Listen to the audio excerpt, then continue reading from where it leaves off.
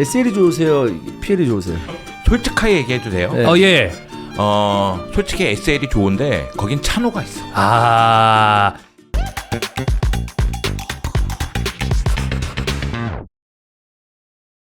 (2025년 6월 23일) 월요일입니다. 11시 30분 지나가고 있습니다. 히든폴 EPL 스타트하겠습니다. 안녕하세요, 박종인입니다. 안녕하세요, 이스타존입니다. 안녕하세요, 또 송영주입니다. 네, 네. 또 형님 그 EPL 자주 하시는 거 좋으시죠? 저는 좋은데 네. 지난주 조회수가 좀 떨어졌더라고요. 역시 이제 팬들은 형철이가 박학다식하게 이런저런 얘기하는 걸 좋아하지 않나. 아니에요. 아, 그래요? 예. 그럼 뭐 기분 좋게 하고요. 야, 좋습니다. 예. 네네. SL이 좋으세요? PL이 좋으세요? 솔직하게 얘기해도 돼요? 네. 예. 솔직히 SL이 좋은데 거긴 찬호가 있어. 아, SL이라는 포장지는 좋지만 내용물에 찬우 형이 조금 껄끄럽다. 찬호하고 저하고 같이 나왔을 때 재밌습니다. 네. 그리고 저는 개인적으로 찬호를 싫어하지 않은데. 자, 이게 여기 포인트 아닙니까? 형 지금 여기서 웃는 포인트가 있습니다. 싫어하지 않는다. 왜 웃어? 나 진짜 좋아해. 네네네네. 아, 근데 찬호가 딴지 걸 때 내가 긁혀. 그냥 자연스럽게 넘어가면 되는데 자꾸 긁히다 보니까 내가 언성이 높아지니까 예. 나만 방송 중에 데시벨이 높더라고. 형이잖아요. 그쵸. 한 살 형이지. 네. 네. 한번 밟아요, 형. 네, 형으로서. 제가요? 네. 누구를요? 찬우 형. 네. 찬우를요? 네. 한 살 형이잖아요. 형이 좀 군기 좀 한번 잡아주세요. 그래. 제가 또 병원에 입원할 수가 있어가지고. 왜? 네. 아, 어떤 혈압 때문에. 아, 그게 아니라. 그래도 치는 거는 형님이 예전에. 아닙니다. 밟힐 수가 있어서 찬우 말씀드리는 형은 거예요. 제가 봤을 때는 조금 찬우 형한테 미안한 얘기지만 평생 태어나서 누구한테 맞은 적이 많지 때려본 적은 없을 것 같은데. 저도 그런 느낌은 들어요. 걔나 나나 마우스 파이터다. 아하. 입싸움만 열심히 해야지 주먹질은 잘 안 할 것 같은데. 근데 걔는 입싸움 할 때 날카롭고 나는 무디잖아. 무섭습니다. 네. 네. 손목 왜 그러세요? 이거 약 여기 썼던 약이 손목약이구나. 네. 인데? 건염 비슷한 것 같은데 병원은 못 가봤는데 시간이 없어서 잘 때 좀 잘못 잔 것 같아요. 자기 전에 영상 보나요? 무슨 영상? 그냥 자기 위로를 좀 하는. 네. 자기 전에 폭발을 네. 손목이 나갈 정도로 그러면은 그거는 이제 뽑히는 거 아닙니까? 그 음담패소를 하다니 건강하시네요. 건강 많이 되찾으셨네. 아, 네. 제가 여기 잘못 왔네요. 쓰리인지 알고 보통 네. 쓰리면 이제 찬호가 여기서 한번 긁거든요. 네. 형은 자주 하죠. 이렇게 또 한번 네, 긁거든요. 많이 건강을 되찾으셔서 반갑습니다. 아, 네. 아니 근데 잠을 잘 때 형이 어떻게 이렇게 뭐 뱉나? 와이프가 사진을 찍었는데 막 요즘 잘 때 내가 막 이렇게 자고 음바페처럼. 막 이렇게 잔대. 건드리지 마. 나 그때 터치하지 마 이거죠. 좀 꺾였었나 봐. 근데 꺾였다가 계속 이제 무리하니까 조금씩 더 아파져가지고. 보세요. 아니 또 더군다나 오른쪽이네 불편하게. 네. 이걸 근데 막 되게 아프진 않아요. 오른손잡이잖아요. 참 건강해서 보기 좋습니다. 잘 찾았습니다. 네. 네. 아주 건강한 근데 영정을 보고 계십니다. 전 참 여러분. 다행이라고 생각하는 게 EPL 이렇게 해서 그래도 형이 기분 좋게 방송해야 그래도 SL 때 영으로 돌아오거든요. 아, 삭제가 되는구나. 예. 퉁이 되기 때문에 그렇습니다. SL만 하고 가시면 마이너스가 되고 가요. 그렇습니다. 네. 자, 지난주도 그렇고 이번 주도 쭉 이제 이슈 위주로 저희가 프리한 토크를 하면 되겠습니다. 자, 일단 리버풀의 경우에는 비르치가 오피셜이 떴고요. 지금 전 세계에서 가장 핫한 선수를 하나 꼽아라 하면은 단연 네. 플로리안 비르치가 들어갈 텐데 뭐 게리 네빌, 위리겐 클로뿐만이 아니라 정말 수많은 사람들이 아주 대단한 영입이고 챔피언이 된 팀이 보강하는 것은 꽤 어려운 일인데 리버풀이 그걸 해냈다면서 굉장히 뭐 극찬을 하고 있습니다. 그리고 그런 얘기가 많습니다. 이미 리버풀은 돈 쓸 준비가 돼 있는 팀이고 그 이전까지 돈을 안 쓴다는 이미지는 적확한 선수가 없을 때 안 살 뿐. 누네스는요. 그게 이제 문제죠. 네. 근데 카이세도에게 1억 파운드가 넘는 돈을 사실 비드를 했다가 첼시랑 마지막 경쟁에서 카이세도가 첼시를 선택했을 뿐이지 제대로 된 선수가 있다면 거액의 비드를 할 준비가 돼 있는 팀이 리버풀이다라고 하면서 굉장히 뭐 엄청난 칭찬을 받고 있습니다. 저는 그게 옳다고 봐요. 요즘 들어서 느끼는 건데 레알 마드리드도 최근에는 영입할 때 뭐 FA로 영입하거나 아니면 한 시즌에 한 명에게 돈을 쓰거나 이런 경우가 많았어요. 근데 리버풀도 지난 시즌 슬롯 감독이 오긴 했지만 제대로 영입을 하지 못했잖아요. 그러면서 클롭 감독의 유산을 슬롯 감독이 꽃피우면서 다시 한번 리그 우승을 차지하긴 했는데 그것이 이제 원기옥을 모으는 시즌이 되지 않았을까. 네. 그래서 슬롯 감독이 원하는 선수 명단을 구성해주고 다시 한번 팀 개편도 일어나고 야망을 보여주는 계기가 되지 않았을까. 네. 그런 생각이 듭니다. 여기에 추가적으로 지금 두 가지 이야기가 나오고 있는데 뭐 긴급하게 저희가 찍었던 영상에도 잠깐은 들어가 있습니다만 자렐 콴사가 지금 레버쿠젠으로 가면서 그 빈자리를 게히로 채우려고 하는데 물론 게히는 수정궁이랑 1년 계약이 남았기 때문에 1년 있다가 FA로 나갈 생각도 하고 있는 것 같아요. 근데 어쨌든 수비 보강이 필요하기 때문에 게히 그리고 가능성은 높지 않습니다만 다 지금 이야기가 나오는 게 만약 정말로 뉴캐슬에게 1억 5천만 파운드짜리 이삭 비드를 하면 뉴캐슬이 과연 흔들리지 않을 수 있는가? 왜냐면 1억 5천만 파운드면 2천억이 넘는 금액이기 때문에 큰 금액이죠. 어마어마한 금액이 비드가 된다면 이삭이 정말 아주 작은 가능성이지만 움직일 수도 있지 않냐라는 기사가 약간씩 스멀스멀 나옵니다. 그런 걸 생각했을 때 만약 리버풀이 정말 그게 모두 다 가능하다면 뭐 엄청난 보강뿐만이 아니라 이거는 뭐 우리는 사실 라리가와 바이에른 뮌헨이 목표를 항상 트래블로 잡는 팀들이잖아요. 프리미어리그가 좀 그런 것보다 약간 이제 경쟁이 좀 여러 팀이 빡빡하다 보니까 얘기가 덜 나오는 것 같은데 리버풀은 그 정도면 트래블 하겠다라는 느낌으로 네. 보강을 하려는 거겠죠. 이사까지 보강을 했을 때 리버풀을 막을 팀이 과연 있을 것인가? 잉글랜드 내에서 쉽지 않아 보인다. 뭐 그 정도 얘기가 나오고 있습니다. 그런데 비리츠에게 이 정도 금액을 썼다면 네. 아마도 누구를 내보내야지만 영입하지 않을까? 근데 그런 생각은 좀 있어요. 지금 얘기 나오는 걸로 봤을 때는 일단 다윈 누네즈는 무조건 매각을 하는 것 같고 네. 루이스 디아스에서도 지금 지속적으로 좀 들어보려고 하는 것 같긴 해요. 그리고 이 니코 바르셀로나도 약간 교착 상태잖아요. 지금 아틀레틱 클럽가 조금 더 강경한 자세를 취하고 있는 것 같고. 그러니까 아틀레틱 클럽은 현금 내놔. 네. 그러고 바르셀로나는 현금 지급할 수 있어. 그런데 이제 니코 입장에서는 내가 한 시즌 더 뛰어줬으니까 분할 지급으로 해주면 안 되겠니? 그럼 바르셀로나도 분할 지급이 더 좋긴 해. 뭐 이런 느낌이에요. 안 돼. 1시급으로 해. 뭐 이런 네. 거. 예. 아무래도 리그 내에서 이적이어서 그런 것 같아요. 근데 바르셀로나는 7월 초까지는 마무리 짓는다고 하고 그러니까 기간을 좀 두고 보고 있어요. 거의 다 왔다. 그렇게 생각하고 있으니까 그거는 시간 문제라고 저는 생각을 하는데 다만 니코와 관련된 구단들이 많아요. 왜냐면은 니코를 영입하려고 했었던 프리미어리그 구단도 아스날도 있고 그렇고. 바이에른 뮌헨도 있고 네. 그러다 보니까 당연히 나비 효과로 영향을 받았겠죠. 그래서 뭐 이삭 가능성이 뭐 높지는 않습니다만 리버풀의 광폭 행보 굉장히 강력하다. 다만 여기서 좀 우려되고 있는 건 이미 플로리안 비르치나 좌우 사이드백을 모두 바꿨는데 이제 캐럿캐스트 곧 오피셜이 뜰 거고 프림퐁도 오피셜이 떴으니까 이런 경우에 조직력에는 문제가 좀 없을 것인가. 리버풀이 지난 시즌 좋았던 거는 흐라벤베르가 터지면서 사실 선수단이 큰 변화가 없는데도 불구하고 감독이 바뀌면서 좋았던 건데 너무 많은 선수단이 변화했을 때 조금 흔들림이 있을 수 있지 않냐 뭐 이런 이야기는 나오고 있습니다. 리버풀이 다음 시즌 그러니까 리그 연속 우승을 좀 가능하다고 보시는지. 뭐 지금 도전하는 팀은 맨시티, 뭐 또 아스날도 그렇고 다른 팀들도 도전을 세게 할 텐데. 근데 사실 이제 챔피언 팀이기도 하고 뭐 안정적인 모습을 보였지만 리그 우승을 하는 데 있어서 다른 팀도 보강을 안 했느냐? 특히나 맨시티 같은 경우에는 사실 맨시티도 빠르게 움직였죠.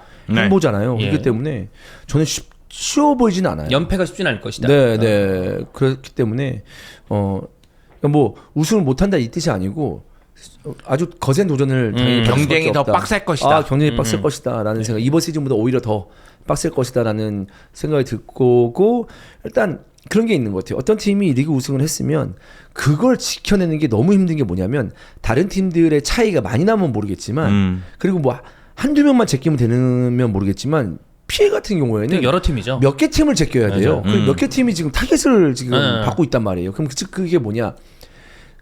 38라운드 리그 경기를 치르면서 뭔가 쉬운 경기도 있어야 되거든. 그러니까 그냥 넘어가는 경기. 뛰면 그런 게 있어요. 뛰었을 때 내 체력을 한 70%밖에 안 썼다. 그리고 축구가 너무 재밌어. 왜 안 힘드니까. 근데 스코어는 3대 0이네. 됐어. 이렇게 되는 경기들이 있어야 되거든, 사실. 그러니까 있는 경우가 있거든. 있어야 된다라기보다. 근데 그런 것들이 없고 계속 누적이 되면 빡빡하죠. 이게 힘들어요, 사실. 계속 좀 매 경기 지치잖아. 예. 근데 딴 팀들이 리버풀 만나면 이게 리버풀이 압도적으로 당연히 누르는 팀도 있겠지만 사실 우승 경쟁을 하는 팀들이 가만 내비두냐고. 한두 팀도 아니고. 공공의 적이니까. 공공의 적이니까. 그렇죠. 얘네는 무조건 잡아야 된다. 그럼 우리 우승할 수 있다. 이 생각이기 때문에 마인드 자체가 다르고 리버풀은 우리 지켜내야 된다. 우리 얘들 또 뭐 이겨내야 된다라는 걸 계속 쌓이다 보면 어쩔 수 없이 팀이 힘들 수밖에 없다고. 근데 그걸 잘 버텨내야 되는데 그게 마냥 쉬운 일이냐? 그건 아니다라는 거죠. 그래서 난 PL이 좀 어려워요. 정말 모른다고 봐요. 어려워. 네, 정말 모른다고 봐요. 그 최상위권 팀들의 가장 천장은 레알, 바르셀로나, 바이에른 뮌헨 같은 팀들이 높은데 리그 내 경쟁이 빡세요. 그래서 무슨 막 그 어느 리그가 더 뛰어나냐 이런 얘기를 하는 게 아니라 그냥 어려워. 그 안에 있는 게 어려운 것 같아. 돈들이 많으니까. 사실 리그 우승을 놓고 경쟁하는 게 가장 빡세다고 보는 건 프리미어 리그가 맞죠. 왜냐면 우승 후보가 뭐 세 팀 이렇게 얘기하기도 어렵고 한 요즘에는 한 4-5팀씩 되는 것 같으니까. 그런 점을 고려했을 때는 그런 점이 있긴 한데 제가 느끼는 생각은 이번 시즌이 가장 예상하기 어려운 시즌이 아닌가 그 생각은 있어요. 예. 그러니까 우리 같은 사람이 예상을 한다고 치면 일단 지난 시즌 성적과 지난 시즌의 경기력을 바탕으로 얘기를 해요. 이 얘기는 뭐냐면은 여름에 영입된 선수들이 어떤 활약을 통해서 경기력에 어떤 영향을 미칠지는 미지수란 말이에요. 그죠. 그런데 이번 여름은 뜨거워요. 그러니까 지난 시즌 약간 휘청거렸던 팀들이 영입을 통해서 보강을 하면 그러니까 리버풀 입장에서는 왕자를 지키고 있지만 이 왕자가 불안할 수도 있다. 다만 우리 입장에서 얘기를 하자면 그럼에도 불구하고 리버풀은 굉장히 강력한 우승 후보임이 분명하고 비리치 영입은 저한테는 충격이었어요. 그렇지. 네, 왜냐면은 맨시티, 바이언이 경쟁을 했는데 리버풀이 결국 영입을 했단 말이에요. 이거는 리버풀 입장에서는 야망을 보여줬다고 생각해요. 그죠. 그동안 제가 느끼는 리버풀은 정말 명문이다. 그런데 선수를 빼앗기고 있어. 이게 좀 그랬거든요. 실제 벨링엄 이슈 때도 결국은 레알 마드리드가 채갔고 추아메니도 마찬가지였고. 지금 아놀드가 떠나가는 과정에서 아놀드의 이적이나 인터뷰를 보면 네. 마치 리버풀보다는 레알이 좀 더 우위에 있다는 느낌을 강하게 주잖아요. 뭐 본인이 그렇게 얘기를 많이 했으니까. 근데 그건 전 아니라고 보거든요. 근데 사실은. 그 친구 문제죠, 그거는 사실. 그렇죠. 네. 그러니까 근데 네. 리버풀이 비리치에게 1억 유로 이상을 주면서 영입을 했어요. 그렇지. 그건 말 그대로 우리는 이런 클럽이야. 야망이 있는 클럽이야. 이걸 보여줬다고 생각을 하고 그리고 또 하나는 우리는 프리미어리그 우승했지만 제자리 걸음을 하지 않아. 우리는 나아가. 오늘 뭐 아놀드 떠나? 떠나라고 해. 로버트슨 정리할 거야? 정리할 수 있어. 우리는 측면 젊은 선수들 영입하고 그리고 공격형 미드필더 비르츠 영입하면서 그리고 나서 어떻게 할까? 콴사 나가면은 새로운 센터백 게이 한번 영입해보고 그리고 최전방에 확실한 스트라이커가 필요하니까 오시맨이라든가 다른 선수들도 영입에 좀 관심을 가져보자. 이건 말 그대로 팀을 한 단계 업그레이드 시킨다는 얘기이기 때문에 리버풀 팬들 입장에서는 설레일 수밖에 그렇죠. 없거든요. 리그뿐만이 아니라 이건 챔피언스리그까지 도전을 한다라고 여기다 생각을 해야 되는 비르츠 거니까. 영입으로 유럽의 시선이 다 리버풀로 가게 됐어요. 비리치가 커요, 진짜.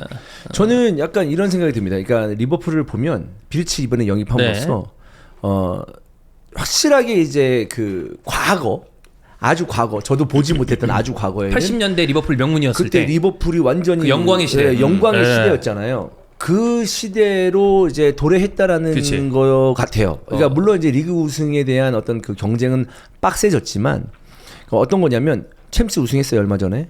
리그 우승했어요. 물론 맨시티도 리그 우승 많이 했어요. 근데 맨시티가 과거에 영광의 시대가 있었냐? 리버풀에 비교하면 그건 아니잖아요. 아니죠. 근데 과거의 영광의 시대를 정점을 찍었던 팀이 다시 한번 정점을 찍으면은 굉장히 좀 이슈가 몰릴 수밖에 그쵸. 없고 사람들이 리버풀 과거에 그렇게 했던 거 본 사람 아무도 없어요 지금. 지금 본 사람 거의 없죠. 없잖아. 근데 그 역사를 알고 있는데 그 역사를 우리가 다시 한번 그렇지. 보고 있는구나. 근데 비르츠라는 선수가 왔어. 그러면 다른 선수들에게도 영향을 미칠 것 임팩트를 같아요. 주죠. 굉장히 매력적인 구단이구나. 우리 그 얘기 하잖아요.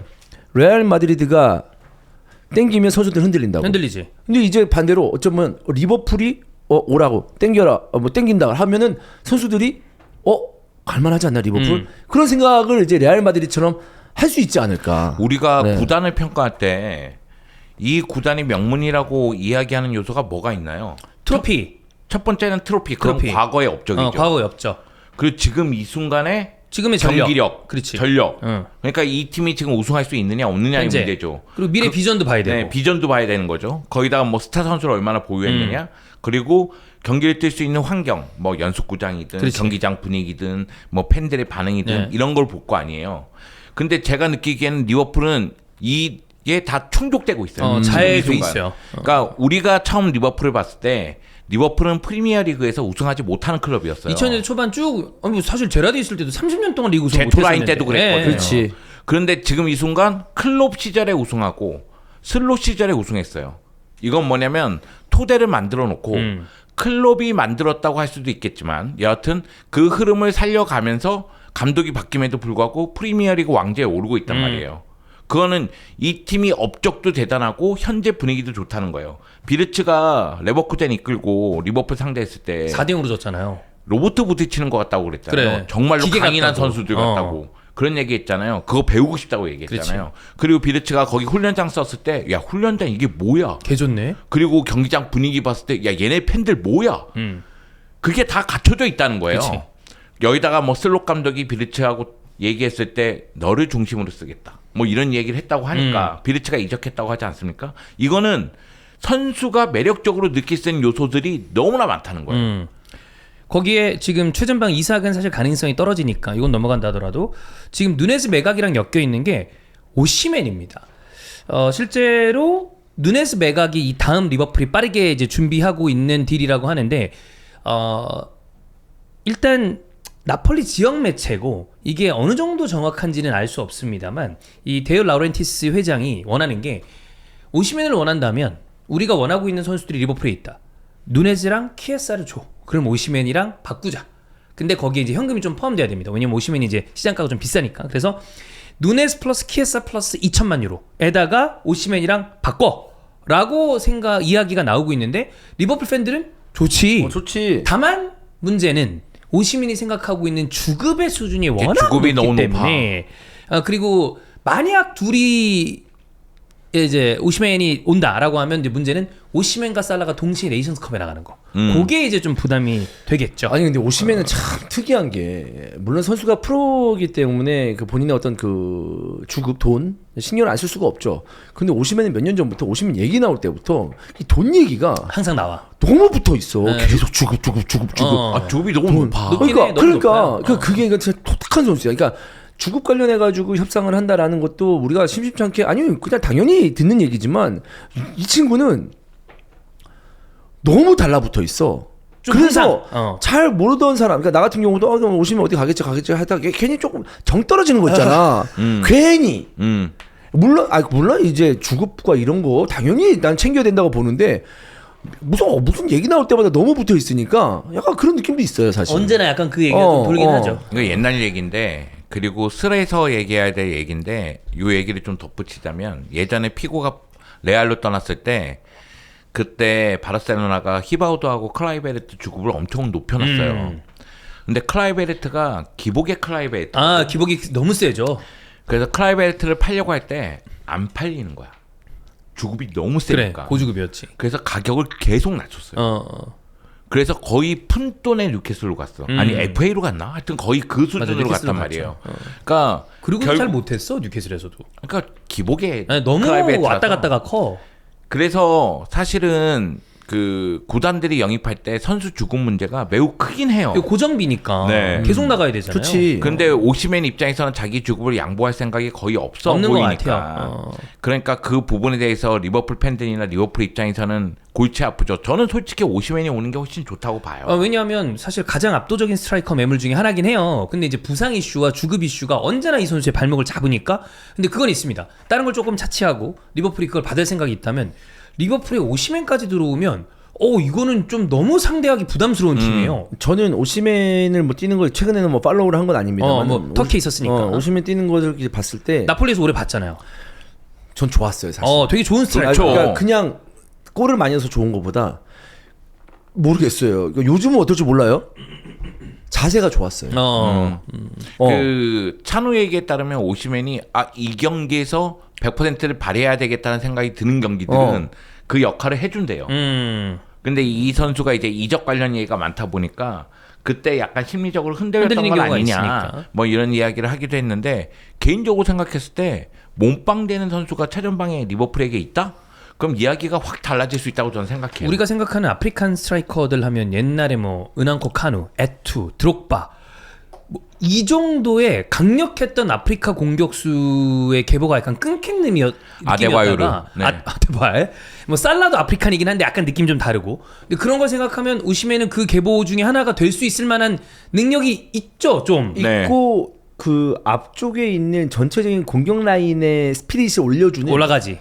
그 역할을 해요. 맞아요. 예, 그래서 나는 그래서 좋았어. 좋은데 뭐 부상이야 어떤 선수든 뭐 다 딸려 나오는 거고.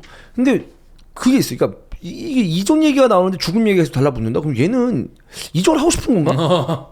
라는 거지. 아니 나는 사우디를 가든 중국을 가든 돈만 있으면 돼. 있으면 돼라고 하면 거기 있으면 되는데. 그것도 아니야. 근데 이적 얘기는 계속 나오는데 어. 죽음이야 문제. 그러면 뭐야 얘는? 약간 이 생각 드는데 막상 또 와서 뛰는 거 보면 잘하긴 하고. 그 생각을 안 들 것 같긴 한데. 예. 근데 오시멘 입장에서도 지금 받는 주급보다는 낮게 받긴 싫다. 그런 것 이런 같아요. 자세를 취할 수는 있죠. 그리고 또 나는 그래도 유럽의 중심에 있고 싶어.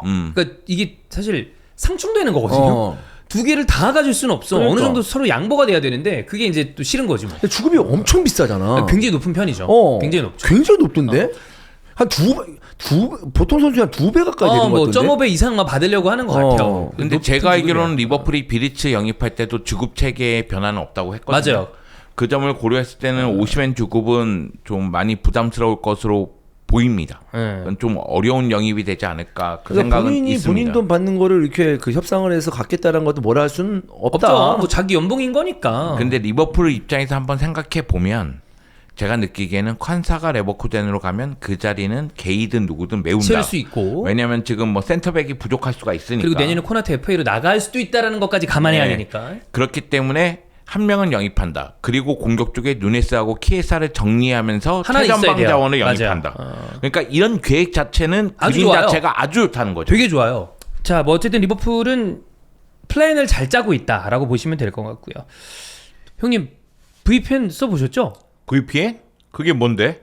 아니 영주 오빠 VPN도 몰라요? 아니 요즘 이거 없으면 최애팀 경기 다 놓치고 한숨만 쉰다고요. 해외여행 중인데 최애팀 경기 시작! 근데 또 들어갔더니 이 지역에선 시청이 제한됩니다. 아 나 진짜 나만 이런 건가 싶고 정말 스트레스 폭발이잖아요. 그럴 때 바로 노드 VPN으로 해결하면 됩니다. 118개국 7,700대 이상의 서버가 있어 VPN 차단도 걱정 없는 방대한 네트워크를 갖추고 있고요. EPL은 물론 KBO 아주 경기까지 끊김없이 볼 수 있다고요.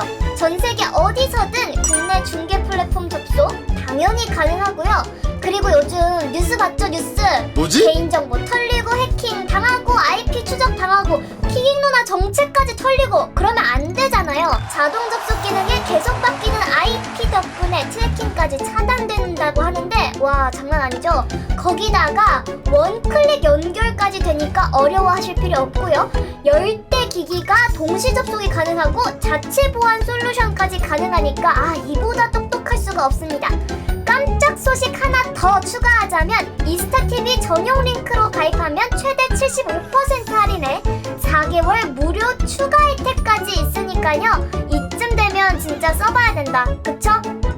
자, 지금까지 키깅 누나였고요. 광고지만 진심입니다. VPN은 개인정보 보호를 위해 필수고 해외에서 경기 놓치지 말자고요. 안녕. 키깅 누나가 추천하는 노드 VPN 많은 사랑 부탁드립니다. 토트넘으로 가겠습니다. 이제 프랭크 감독의 인터뷰도 나왔고 아마도 아시아 투어 이후에 좀 본격적으로 움직이지 않을까라는 생각이 들면서 그 와중에도 당연히 작업은 하겠죠. 프랭크 감독의 이야기를 보면 이 포로키프 그래도 이 사람이 제일 유력한 또 토트넘의 이야기를 전하는 사람 중에 하나인데 공격수와 욕방이 필요하다. 이거는 정말 다행인 건 역시 프랭크가 아니다. 제일 필요한 부분을 좀 생각하고 있는 것 같습니다. 온스테인 같은 경우는 토트넘이 노리고 있는 공격수가 브라이언 엠베머 같은 경우는 맨유로 가고 있는 거 맨유 쪽으로 좀 많이 키우는 것 같아서 본머스의 세메뇨 링크가 나고 있고요. 다만 세메뇨 이게 본머스도 생각보다 장사를 잘하는 팀이라 비싸. 네, 이 종류가 7천만 파운드 진짜 프리미어리그에서 선수 못 사와. 아니 세메뇨가 나쁜 선수는 아닌데 이 선수가 7천만 파운드짜리 선수는 아닌 것 같거든요. 근데 난 솔직히 프리미어리그 이적 시장 보잖아. 내가 너무 초라해져. 나만 돈이 없나? 이런 생각이 많이 들어. 형 바르셀로나도 그래도 뭐 돈 많이. 이거는 아니 그게 아니고 형 개인적으로요? 내 개인적으로 나만 돈이 없나? 이런 생각이 들어. 이거 여기에 비하면 누가 돈이 있습니까? 근데 막 1억 유로, 7천만 유로 막 파운드가 왔다 갔다 하니까. 이거 말고 그러면 진짜 그 박탈감을 느끼시고 싶으면 FC 온라인을 하시면 됩니다. 아, 그래요? 그 구단 가치 한 300조 돼야 되거든요. 거기 인플레가 심해가지고. 네. 제가 요즘에 로또를 사기 시작했어요. 예. 이적 시장 딱 열리자마자 금액을 보면서 이건 로또 해야 된다. 근데 이런 요즘 생각이 들었어요. 로또도 물론 되게 큰 돈인데 1등 일반적인 평균 금액으로는 막 인생 역전까지는 아니야. 네. 당연히 아니지. 요즘에 워낙 그러니까 나는 그 복권 당첨 금액을 올려야 된다고 생각해. 그래. 너무 적어. 아니, 큰 돈이죠. 큰 돈인데 그 해외 그 막 파워볼 이런 거는 막 수백억 이렇게 되잖아. 그거면 진짜 야 끝났다 나 아무것도 안 할란다 이렇게 되는데 우리나라는 평균 뭐 1, 20억이면 일하면서 그 돈을 써야 된다라고 생각하기가 쉽잖아요. 그것도 물론 서울을 벗어나서 잘 그 계획을 짜면 충분히 아주 큰 돈이긴 한데 뭔가 해외 복권 같은 느낌은 아니라서 왜 그런지 모르겠어. 너무 적어. 근데 뭐 당연히 더군다나 거기서 세금 33% 또 떼잖아. 아, 진짜? 네, 불로소득이니까. 오. 그럼 67%만 가져오는 거예요. 아, 진짜? 10억 되면 6억 7천만 원이야. 나는 5천 원 당첨됐거든. 그래서 5천 원으로 다시 한번 로또를 샀어요. 그건 또 괜찮죠. 여튼 세메뇨 이거 있고 에제 링크도 있지만 뭐 별다른 링크는 없는 상태라고 생각하면 될 것 같고 뭐라 그럴까요? 좀 프랭크 감독이 이제 부임했기 때문에 시간을 좀 두고 봐야 되겠습니다만 생각보다 토트넘의 링크가 아주 짙은 그러니까. 상태는 아닙니다.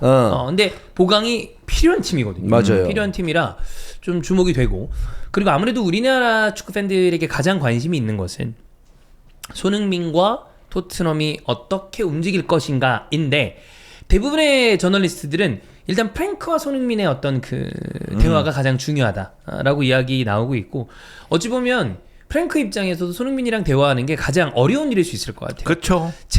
훨씬 이제 팀에서 오래된 선수이기도 하며 신임 감독으로 부임했다 하더라도 주장이자 베테랑이고 토트넘의 레전드 행보로 걸어온 선수와 이야기를 해서 정리를 해야 되는 거는 프랭크 감독도 부담되는 일이라고 생각을 해요. 그래서 긍정적인 부담이든 뭐든 간에 뭔가 진행이 돼야 될 것 같은데 알 수 없다.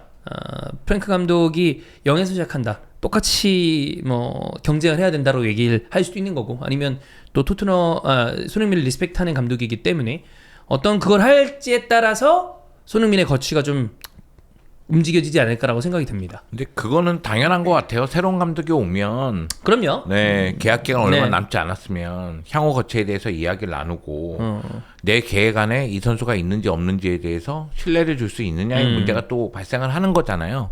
다만 이제 손흥민이 차지하는 비중이 매우 크고 네. 레전드 오브 레전드이기 때문에 여기다가 우리 팬들은 더욱더 관심을 가질 수밖에 없잖아요.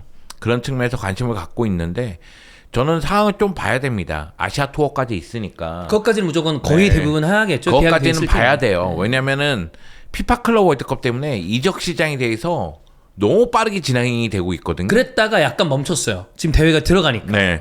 그러다 보니까 팬들이 야 우리는 왜 안 해? 그치. 막 이런 조바심이 있는데 사실 그럴 필요가 이제 없다는 생각이 있어요. 이적 시장 되게 많이 남았어요. 네. 보통 7월부터 스타트라고 생각을 하는데 완전 그냥 초장이 다 끝낸 팀들이 많으니까.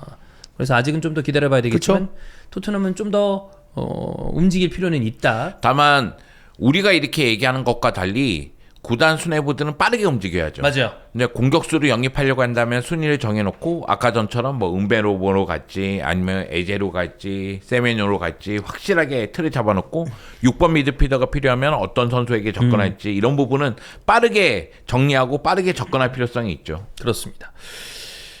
그리고 뭐 이건 그냥 지나가는 이야기지만 손흥민 뭐 서울 링크가 잠깐 있었는데 이건 뭐 찌라시라고 생각을 해보면 아무래도 이제 가능성이랑 별개로 이재성 선수는 전북에서 어떤 그 커리어가 또 있고 스토리를 만들어 놓은 선수라 만약에 커리어의 말미에 와서 K리그에 돌아와서 또 한 시즌 정도 뛰고 끝내는 게 너무 멋진 그림이긴 한데 손흥민 선수가 이제 K리그랑 연이 있는 선수는 아니기 때문에 K리그에서 뛴다라는 게 상상이 되지는 않습니다. 근데 저는 사실 뭐 그냥 와서 상징적으로 와서 그냥 등록한다 그리고 가끔씩 뛴다라고 봤을 때는 뭐 괜찮다고 보는데 전 개인적으로 해외에서 커리어 마무리하는 게 좋을 것 같긴 해요. 왜냐하면 사람들의 기대감이 있잖아요. 엄청 크지. 근데 거기서 좀 나이가 있고 커리어 말미에 왔는데 그럼 모르는 거니까. 플레이를 잘 못한다 그러면은 또 말미에 또 그냥 그 당연히 손흥민의 커리어는 손상이 안 되겠지만 그냥 또 한 소리 듣는 게 뭐 굳이 별로잖아요. 예. 그리고 또 연봉은 또 어떻게 챙겨줄 것이며, 그렇잖아요. 그리고 팀 빡빡한데 그냥 출장 시간은 그냥 뭐랄까 배려해 준다라는 이미지가 또 되면 그러면 이게 굳이 좋은 또 게 말 아니야. 나오니까. 맞아. 그러니까 만약에 뭐 손흥민 선수가 커리어 시작을 K리그를 샜다. 그러면 뭐 그림이 좋은데 그게 아닌 이상 뭐 굳이라는 생각이 들고. 지금 이 상황에서는 손흥민 입장에서는 더 뛰고 싶기 때문에 당연히 높은 레벨에서 그죠? 뛰고 싶은 욕심이 있지 않습니까? 그러면 뭐 튀르키예든 독일이든 어디든지 갈 수가 있잖아요. 그래서 사우디든. 사실 레버쿠젠 링크도 있고 사우디 네. 링크도 있고 튀르키예 링크도 있고 다 있어요.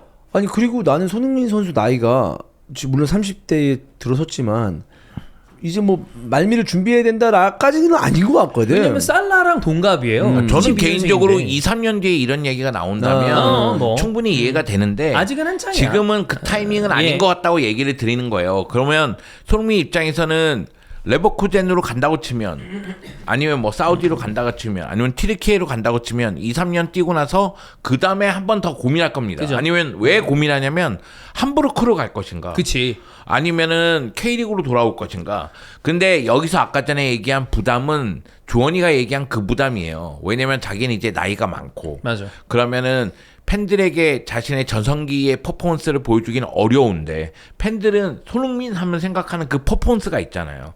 그럼 여기서의 이 격차를 어떻게 줄일 것인가 아니면 그냥 독일에서 마무리하고 그냥 돌아올 것인가 이런 부분에 대해서 선수가 아마 선택을 네. 하겠죠. 뭐 어디서 마무리할지 모르지만 우리가. 네. 그러니까 손흥민 선수 입장에서도 국내 팬들에게 조금이라도 플레이를 좀 보여주고 싶다 이런 욕심이 있다면 당연히 뭐 K리그에서 뛸 수 있다고 저는 생각을 하는데 위험 부담이 너무 크다고 생각한다면 독일 무대에서 마무리할 수도 있겠다는 생각은 네. 좀 들고요.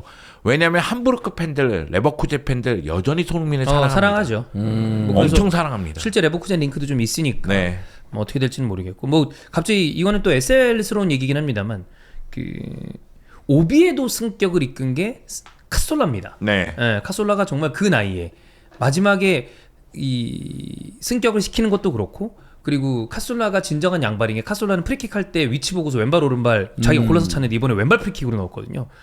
그래서 지금 아르테타는 코치로 데려오고 싶은 것 같아요. 뭐 본인이 어떻게 커리어를 이어갈지 모르겠지만 카솔라는 진짜 사랑하지 않을 수 없는 선수입니다. 인간 승리죠. 네, 진짜 네. 그 부상이 너무 말도 안 되는 부상이었기 때문에 감염되고 피부가 문제가 생겨가지고 못 뛴 거라 언제나 좀 잘 뛰었으면 하는 선수인데 참 대단한 선수다라는 생각이 좀 듭니다. 네, 카솔라를 보고 있자면 우리가 생각하는 인간 승리의 모든 걸 보여줬어요. 보여줬죠. 그러니까 스피드가 뛰어날 때는 측면에서 뛰었고 그리고 중앙에서 자신의 테크닉을 확실하게 네. 보여주면서 경기를 조율할 수 있는 능력을 보여줬고 그렇죠. 큰 부상에서 이겨내면서 돌아왔고 여기다가 선수 말년에 세군다에 있는 팀을 라리가로 승격시키고 끌어올렸고. 그러니까 이 선수는 정말로 뭐 팬들이 많지 않을 수도 있겠지만 이 선수를 아는 분들은 좋은 감정을 가질 수밖에 그럼요. 없는 그런 선수예요. 네.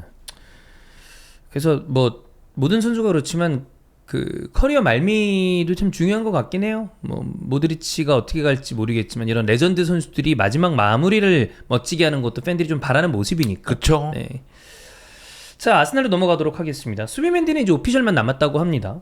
그래서 분할 지급을 하면서 바이아웃보다 돈을 조금 더 얹어 준 것 같고 이 토마스 파티가 재계약이 좀 안 될 것 같아요. 그래서 프리미어리그 쪽에서 이 약간 링크도 있고 바르셀로나도 사실 좀 노리고 있다라는 네. 얘기도 있는 상태입니다. 그러니까 바르셀로나가 예전부터 좀 피지컬이 되는 미드필더 한 명 정도는 보유하고 싶어 했죠. 그리고 보유해 왔고. 저는 리그 내로 보내는 것보다는 차라리 바르셀로나로 가는 게 훨씬 더 좋은 그림인데. 근데 바르셀로나는 미드필더 수가 꽉 차 있어요. 그러니까 베르나르도 부상에서 돌아왔기 때문에 네. 사실 카사도하고 베르나를 3선 위치에 배치할 수가 있기 때문에 물론 선수의 유형을 봤을 때는 피지컬이 뛰어난 미드필더 한 명이 있는 게 좋긴 한데 미래를 보고 판단한다면 카사도하고 베르나에게 기회를 줘야 되거든요. 그런 측면에서는 바르셀로나가 미드필더를 영입할 때는 미지수죠.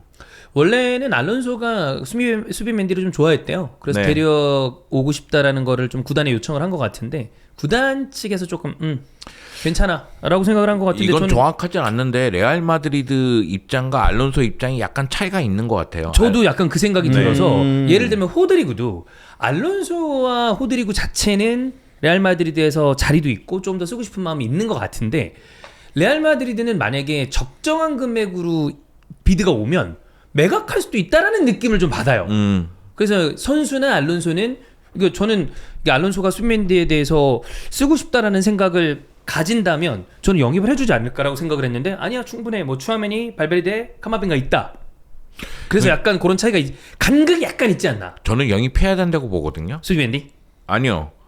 그 슈틸러를 영입해야 된다고 봐요. 왜냐면 그런 선수 있어야 돼요. 네. 뒤쪽에서 크로스 역할이 필요하니까. 그러니까 슈틸러가 오자마자 잘한다는 얘기는 아니고요. 슈틸러에게도 시간을 줘야 되긴 하지만 그런 선수가 필요하지 않을까라는 생각은 들고요. 다만 사비 알론소 감독이 지금 상황에서는 결국은 초아멘을 위로 올려서 쓰고 싶은데 아센시오가 계속 이상한 짓을 하는 바람에 계속해서 투터백으로 쓸 수밖에 없는 상황인데 공수 연결을 아놀드를 좀 이용하고 싶어하는 것 같아요. 네. 뭐 하위선 같은 경우에는 워낙에 빌드업에 능한 모습을 보여주고 있고 수비에서도 좋은 모습을 보여주니까 괜찮은데 아놀드가 인버티드 풀백처럼 중앙 쪽으로 들어와서 연결고리 역할을 네. 해주기를 원하는 것 같은데 이거는 시간이 필요하잖아요. 그러니까 조금 더 지켜봐야죠. 형이 보시기에 이제 소시다드 경기를 또 많이 보셨을 테니까 수비맨디, 라이스, 웨데고르 조합은 좀 어때 보이십니까? 좋죠. 네. 그러니까 수비맨디가 오면 수비맨디는 이름 때문에 되게 수비만 할 것 같아. 수비를 잘하죠. 자, 근데 나는 그건 있어요.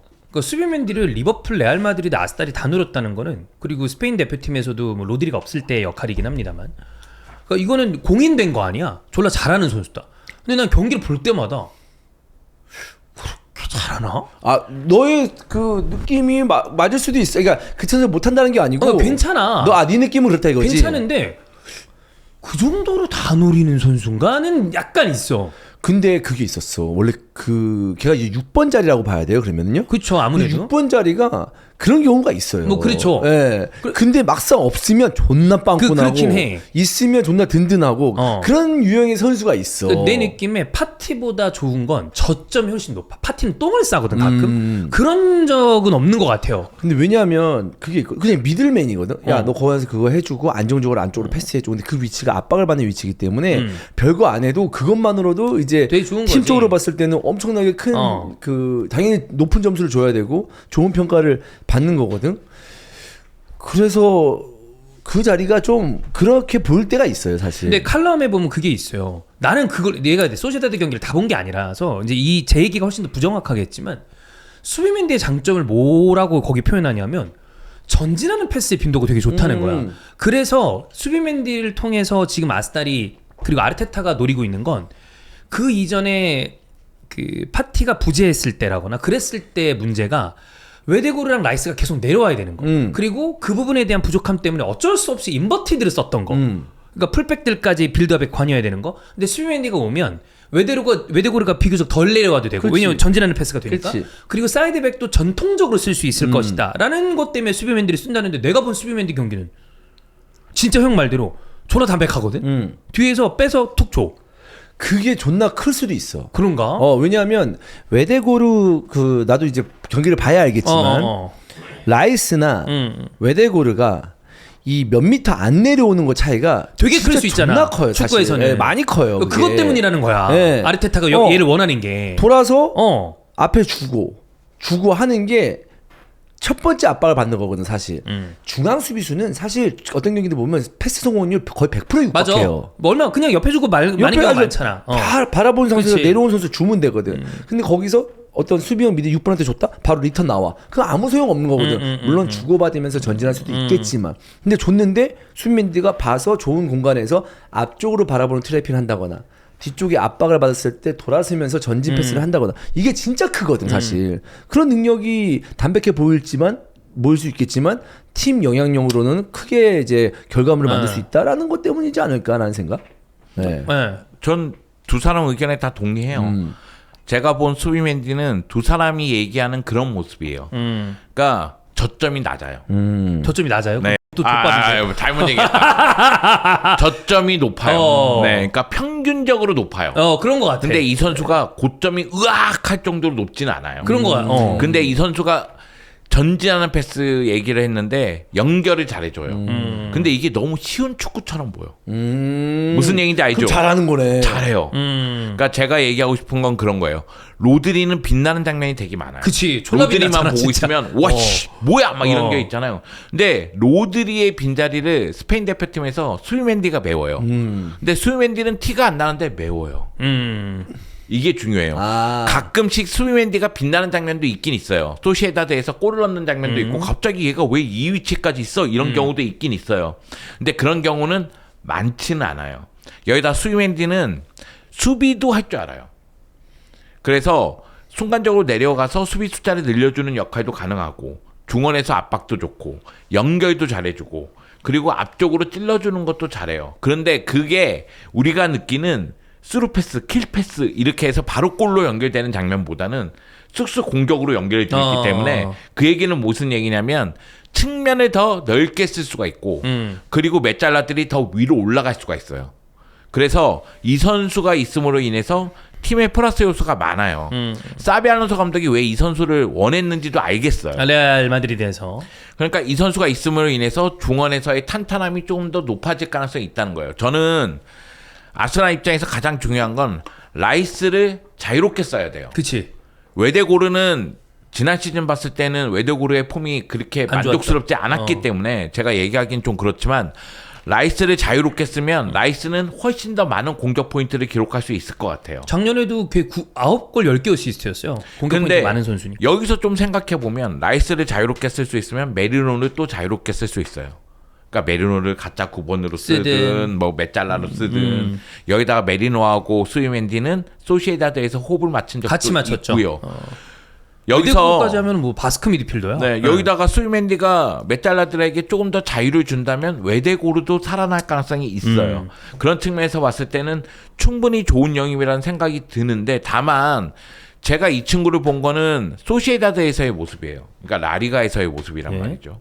그러면 과연 챔피언스 리그에서의 모습이라든가 PL? 아니면 PL에서의 그 템포, 그치. 압박 이런 것들에서 얼마만큼 힘을 발휘할지는 볼 필요성은 있어요. 다만 제가 이 선수를 높게 평가하는 건 이걸 이겨낼 경험은 있다. 그러니까 이걸 극복할 수 있을 거라고 저는 생각을 한다. 이 생각을 하는 거죠. 메리노가 소시에다드 때 진짜 잘하는 미드필더였잖아요. 그럼요. 근데 와서 좀 밍숭맹숭하잖아. 그래서 약간 불안한 것도 있고. 근데 이제 두 가지. 대부분의 컬럼에서 얘기 나오는 건 두 가지인데 전진하는 패스가 가능하다랑 나머지 하나는 뭐냐면 이 선수의 멘탈이더라고요. 아르테타가 수비맨디를 좋아하는 건 그러니까 라커룸에서의 이 성실한 이 어떤 강인한 멘탈 이런 거에 대한 얘기가 공통적으로 나오는 거 보면 그걸 감독들이 되게 좋아하나 봐. 그래서 그런 걸로 영입을 한 것 같다라는 얘기가 많이 나옵니다. 기본적으로 6번 자리에서 뛴다고 치면 이 선수가 수비에 대한 마인드가 있어야 될 거 아니에요. 근데 수비에 대한 마인드가 있는데 공격할 타이밍을 잘 아는 선수예요. 이게 매우 중요하다고 생각이 들고 사실 소시에다드 시절에는 수비맨디, 메리노, 브라이스 멘데스예요. 그럼 브라이스 멘데스가 데클런 라이스처럼 종쪽으로 많이 움직이고 그리고 그 메리노가 솔직히 웨데고르처럼 조금 더 공격할 때 공격하고 연결할 땐 연결해주고 이런 역할을 해요. 그 밑에서 수비맨디가 전체적으로 공격을 지원하는 역할을 하면서 수비에 집중하는 모습이 있거든요. 이 하모니가 되게 좋았어요. 그렇기 때문에 알가시 감독이 굉장히 높은 평가를 들었던 거예요. 근데 지금 이 순간 메리노는 그 역할이 아니에요. 아예 안 되죠. 네, 오히려 웨데고르가 그 역할을 하고 있고 데클런 라이스가 종적인 움직임을 한단 말이에요. 그럼 메리노는 오히려 메잘라에서 그 연결하는 역할보다는 오히려 가짜 9번 역할을 하거나 아니면은 직접적으로 타격하는 역할을 하고 있으니까 약간의 차이가 있다 보니 메리노도 약간 그 들쑥날쑥이라는 표현이 맞을지 모르겠지만 기복이 좀 많아요. 네, 기복적인 그런 모습이 보여주고 있는데 수비맨디는 원래 하는 역할을 하는 거예요.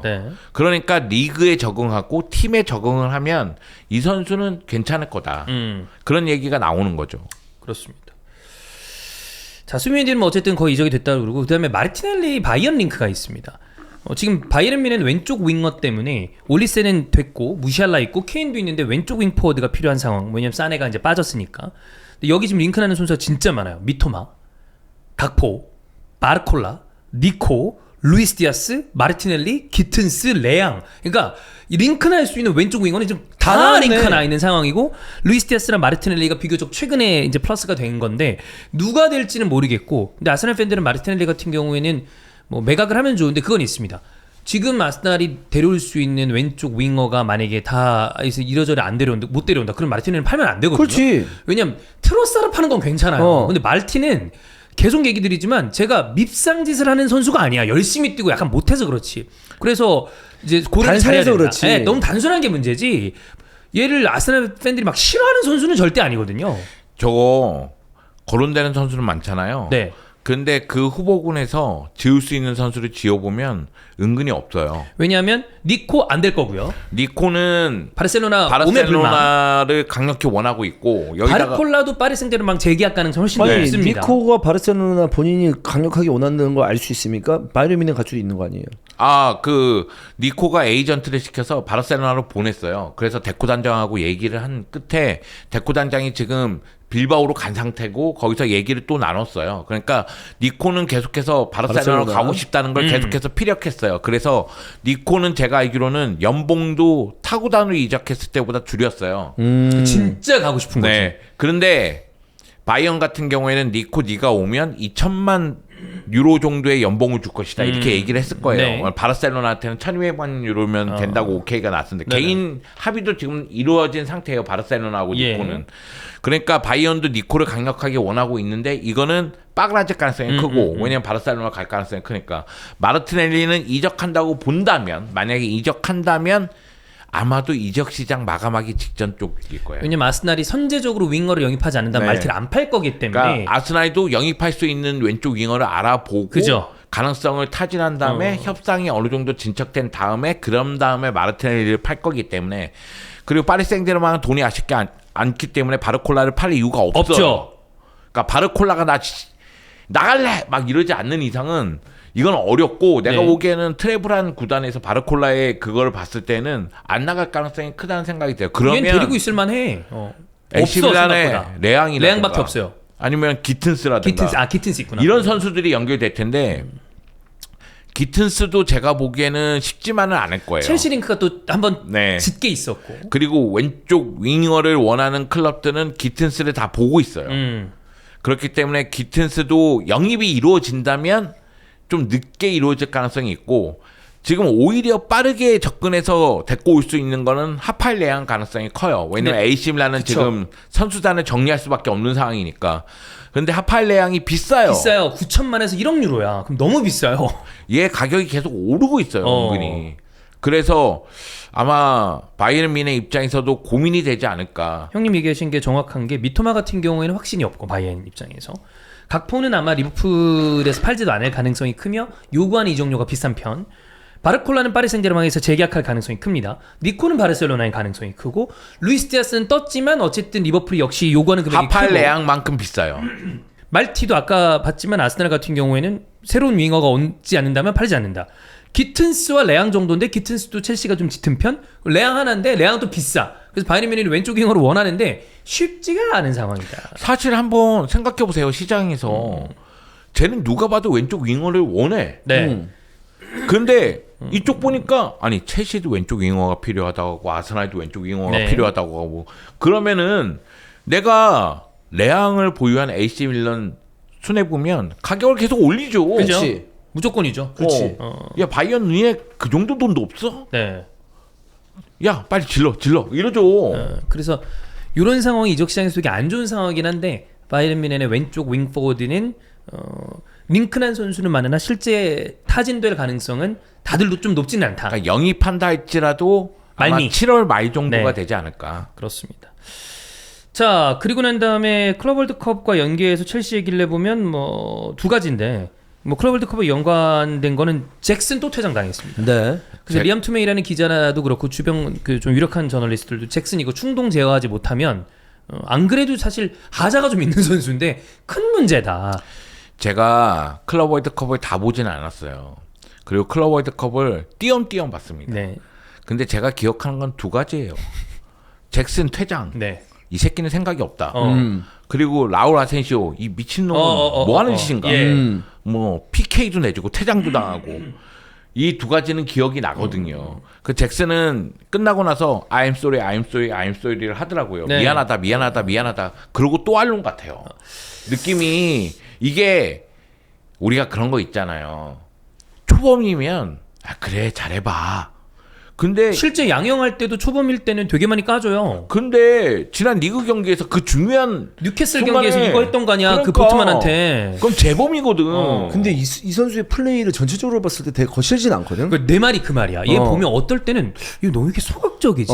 약간 좀 담이 작은가라는 생각이 들다가 이렇게 하는 거 보면 근데 갑자기 그런 거 보면 내가 봤을 때 진짜로 나 진짜 내 개인적으로 생각이 없는 것 같아. 그러니까 충동이 아니고 그냥 노생각. 그러니까 무슨 내가 행동을 했을 때 이게 어떠한 결과가 나올지 몰라서 그냥 볼 안 내고 나는 그렇지. 그냥 견제해야지. 약간 이런 정도 수준을 지금 자기 생각했지만 그게 누가 봤을 땐 되게 그 더티한 플레이고 약간 그런 느낌이지 않을까라는 생각. 근데 한번 생각해 보세요. 뭐 라울 아센시오도 마찬가지긴 하겠지만 잭슨 입장에서는 지금 델라비 왔단 말이에요. 그치.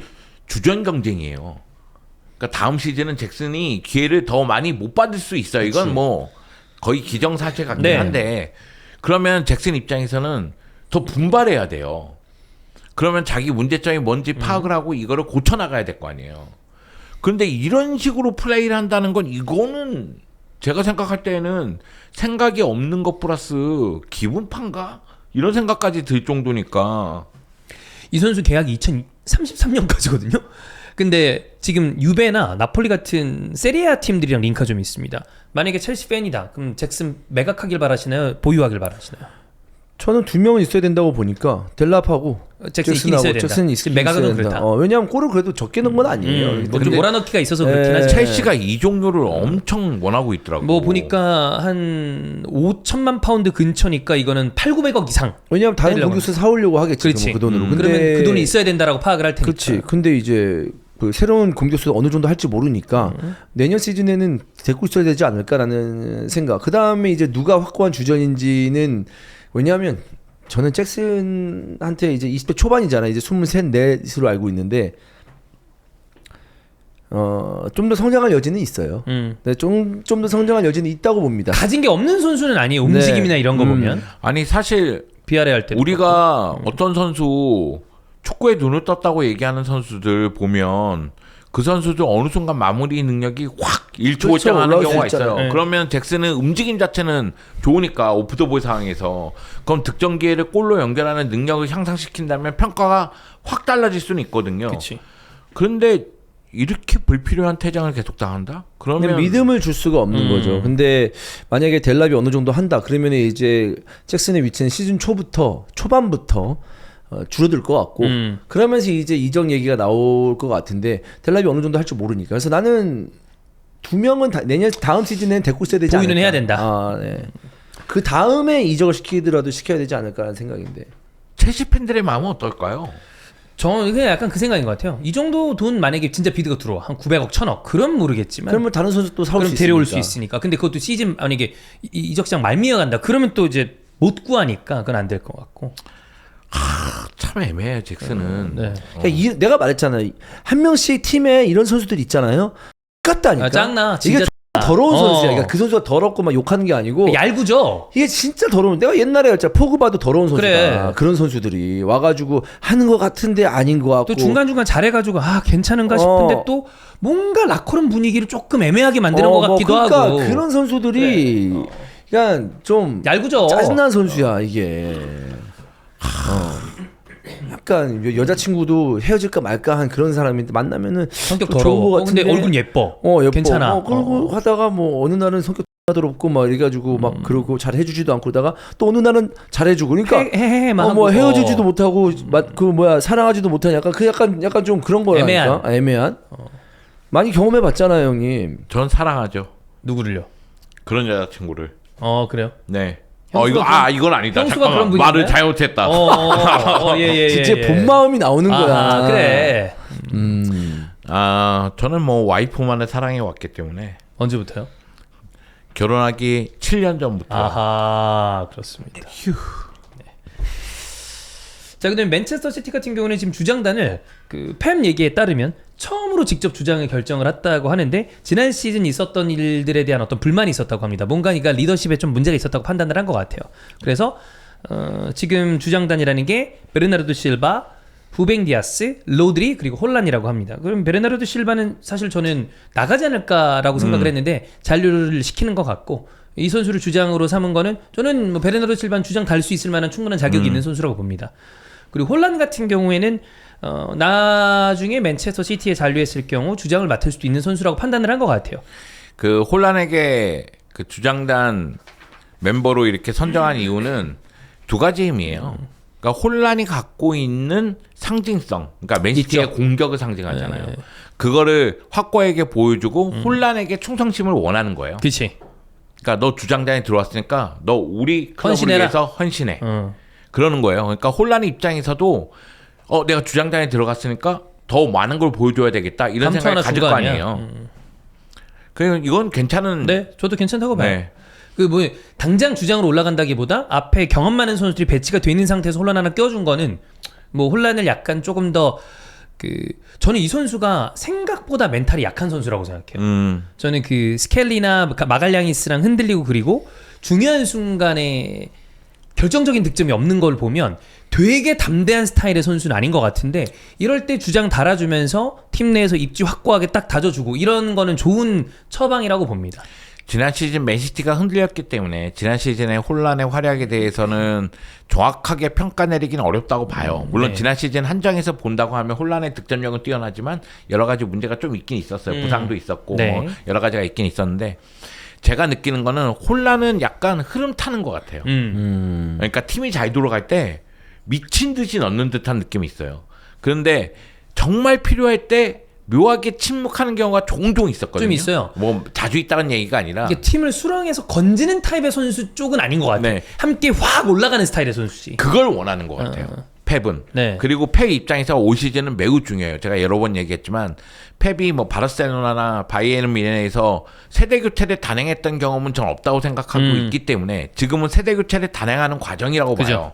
그러면 다시 한번 맨시티라는 제국을 건설을 해야 돼요.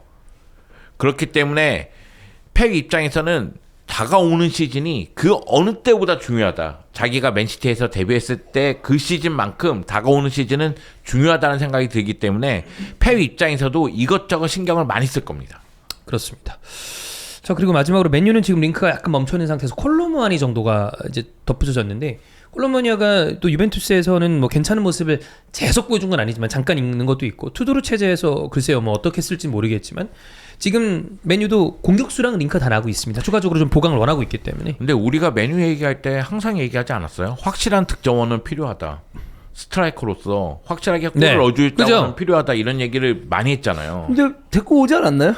근데 쿠냐만은 좀 부족한 느낌인 것 같아. 쿠냐는 확실한 득점원이라기보다는 공격을 풀어주면서 골도 이제 넣어주는 그런 유형이라는 느낌이 그러니까 들잖아요. 쿠냐, 은베모 위에 공격수 하나를 생각하는 것 같아요. 그게 요케레스든 누구든. 그래서 그러면 여기 존나 잘한 건데 그러면 대박이지. 우리 예상보다는 아니 그래서 일부 전문가들은 메뉴가 다음 시즌에 확실한 다크호스다. 네. 얘네가 영입을 제대로 해서 제대로 틀만 갖춰서 돌아간다면 우리 예상보다 더 좋은 성적을 낼 그럴 수도 수도 있다. 있어. 깜짝 확 올라올 수도 있는 거지. 그런 얘기 많이 해요. 근데 다만 영입한 선수들이 또 빠그라지면 그렇지. 그럼 이제 좆되는 거지. 네, 그래서 맨유 팬들은 아마 확실한 득점원, 네. 골을 제대로 책임질 수 있는 그 득점원이 필요하다. 사실 뭐 쿠냐나 은베모가 득점력이 없는 선수는 아니지만 이 선수들이 확실한 넘버 9은 아니잖아요. 그죠. 그러니까 확실한 넘버 볼잡이. 9이 필요하지 않겠느냐 그런 이야기를 하고 있고 그런 선수가 온다면 맨유는 제가 보기에는 확실하게 또 부활의 그 조짐을 보여주지 않을까. 그렇습니다. 자, 이적 시장 얘기로 해봤고 저희가 뭐 지속적으로 하고 있는 것처럼 추가되는 소식은 빠르게 업로드하도록 하겠습니다. 그럼 오늘 히프는 여기서 마무리하고요. 다음 주에 찾아뵙겠습니다. 감사합니다. 고맙습니다. 감사합니다. NordVPN, cybersecurity built for every day.